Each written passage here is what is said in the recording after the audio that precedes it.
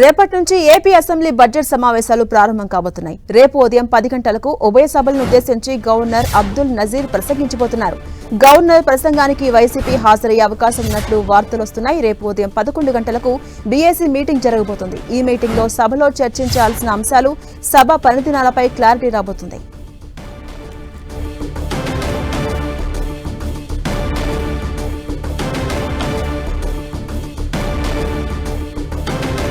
రేపటి నుంచి AP assembly budget సమావేశాలు ప్రారంభం కాబోతున్నాయి. రేపు ఉదయం 10 గంటలకు ఉభయ సభలను ఉద్దేశించి గవర్నర్ అబ్దుల్ నజీర్ ప్రసంగించబోతున్నారు. గవర్నర్ ప్రసంగానికి వైసీపీ హాజరయ్యే అవకాశం ఉన్నట్లు తెలుస్తోంది. రేపు ఉదయం 11 గంటలకు బీఏసీ మీటింగ్ జరగబోతోంది. ఈ మీటింగ్ లో సభలో అనుసరించాల్సిన అంశాలు, సభా పనిదినాలపై చర్చించాల్సిన అంశాలపై క్లారిటీ రాబోతోంది.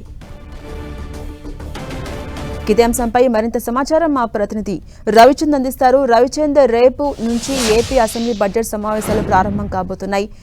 అటు పనిదినాలపై కూడా రేపు జరిగే బీఎస్సీ మీటింగ్ లో క్లారిటీ వచ్చే అవకాశం ఉంది. అప్డేట్స్ ఏంటి? ఝాన్సీరాణి, రేపు ఆంధ్రప్రదేశ్ బడ్జెట్ అసెంబ్లీ సమావేశాలు ఉదయం 10 గంటలకు గవర్నర్ అబ్దుల్ నజీర్ ప్రసంగంతో ప్రారంభం కాబోతున్నాయి. దీనికి సంబంధించి అన్ని ఏర్పాట్లు కూడా పూర్తయ్యాయి. ఇప్పుడే స్పీకర్ అయ్యన్న పాత్రుడు, పోలీసు ఉన్నతాధికారులతో అందరితో కూడా ఆ సభ నిర్వహణకు సంబంధించి, బందోబస్తుకు సంబంధించిన అంశాల గురించి చర్చిస్తున్నారు. ఈసారి కట్టుదిట్టమైన 3 అంచెల భద్రతా వ్యవస్థతో అసెంబ్లీ సమావేశాలు జరగబోతున్నాయి.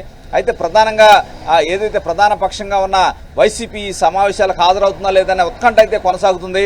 అయితే మనకు అందుతున్న సమాచారాన్ని బట్టి గవర్నర్ స్పీచ్ వరకు కూడా వైసీపీ శాసనసభ పక్షం హాజరయ్యే అవకాశం ఉందని తెలుస్తుంది. శాసన మండలి సభ్యులు మాత్రం యథావిధిగా సమావేశాలకు హాజరవుతారని చెప్తున్నారు. ఏది ఏమైనా టీడీపీ తరఫున 23 ప్రాధాన్యత అంశాలని ప్రధానంగా తీసుకున్నారు. ఎందుకంటే ఈ బడ్జెట్ సెషన్లు ఎన్ని రోజులు జరగాలనేది ఒక చర్చ జరుగుతుంది. దాదాపు 20 రోజులు నిర్వహించాలని అధికార పార్టీ భావిస్తుంది. తెలుగుదేశం శాసనసభ పక్షం కూడా అదేవిధంగా వైఖరితో ముందుకు వెళ్తుంది. కాకపోతే జనసేన, బీజేపీ కూడా తన ప్రాధాన్యత అంశాలని చర్చిస్తున్నారు. ఇవన్నీ కూడా బీఎస్సీ సమావేశంలో ఎజెండా పెట్టి అక్కడ మాట్లాడబోతున్నారు. ఎందుకంటే బీఎస్సీలో నిర్ణయాన్ని బట్టే సభా నిర్వహణ ఉంటుంది. ఏ అంశాలు చర్చ తీసుకోవాలి, పార్టీల బలాబలాల వారీగా ఎవరికి ఎంత సమయం ఇవ్వాలి, అదేవిధంగా ఎవరి అంశాలను ప్రాధాన్యత ఇవ్వాలి అనేది కూడా ఒక నిర్ణయం తీసుకునే అవకాశం ఉంది బీఎస్సీ. అయితే వైసీపీ బీఎస్సీకి హాజరయ్యే అవకాశం మనకి కనిపించడం లేదు. ఎందుకంటే గతంలో కూడా వారు అసెంబ్లీని బాయ్కాట్ చేశారు. ఏదైతే గవర్నర్ ప్రసంగానికి మాత్రం హాజరవుతున్నారు. ఈ విధంగా వైసీపీ అయితే రేపు బీఎస్సీ సమావేశానికి హాజరయ్యే అవకాశం లేదు.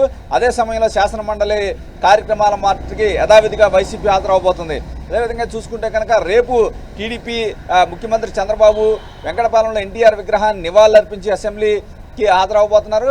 గవర్నర్ స్పీచ్ తర్వాత బీఎస్సీలో కూడా పాల్గొంటారు. స్పీకర్ అధ్యక్షతన బీఎస్సీ జరగబోతుంది. దాదాపు ఎందుకంటే 14వ తారీఖున బడ్జెట్ పెట్టాలని కూడా అప్పటికే ఒక నిర్ణయం తీసుకున్నారు. రేపు సాయంత్రం కూడా క్యాబినెట్ పెట్టారు. అసెంబ్లీలో పెట్టాల్సిన బిల్లులకు సంబంధించి దాదాపు ఏదైతే ఈ బడ్జెట్ సమావేశాలను సద్వినియోగం చేసుకోవాలి, ఎట్టి పరిస్థితుల్లో కూడా సభ్యులంతా పాల్గొనాలని టీడీపీ శాసనసభ పక్షం చీఫ్ విప్ జీవి ఆంజనేయులు ఇప్పటికే అందరూ కూడా మెసేజ్ రూపంలో అయితే తమ చంద్రబాబు గారి మనోగతాన్ని అయితే వెల్లడించడం జరిగింది. ఎట్టి పరిస్థితుల్లో కూడా క్రమశిక్షణ కట్టుబడి ఉండాలి. కూటమి శాసనసభ పక్ష సమావేశం కూడా జరిగే అవకాశం అయితే మనకి కనిపిస్తుంది. అయితే వైసీపీది ప్రధానంగా ఇక్కడ చర్చనీయాంశంగా మారింది.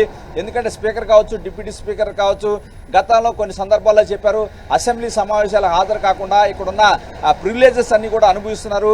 అసెంబ్లీ సమావేశాలు కారిడార్లోకి వచ్చి సమావేశాలు జరిగేటప్పుడు దొంగచాటుగా సంతకాలు పెట్టి వెళ్తున్నారని తీవ్ర ఆరోపణలు కూడా చేసిన నేపథ్యంలో ఈసారి ఎటువంటి పరిస్థితి ఉంటుంది, వైసీపీ సభ్యులు అసెంబ్లీకి హాజరవుతారా శాసనసభకి లేదా అనే ఉత్కంఠ అయితే కొనసాగుతుంది.